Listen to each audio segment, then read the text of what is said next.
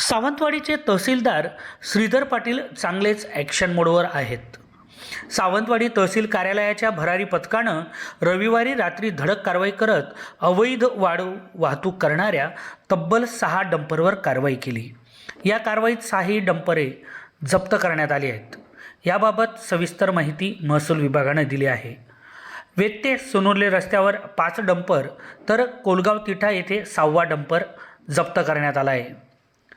या भरारी पथकात सावंतवाडी तहसीलदार श्रीधर पाटील यांच्या नेतृत्वाखाली किरण लक्ष्मण गजिनकर, ग्राम महसूल अधिकारी सावंतवाडी ग्रामीण, प्रदीप प्रकाश बर्गे, महेश लटपटे, दिनेश पेडणेकर, धीरज गावडे, तुषार सावंत यांचा समावेश आहे.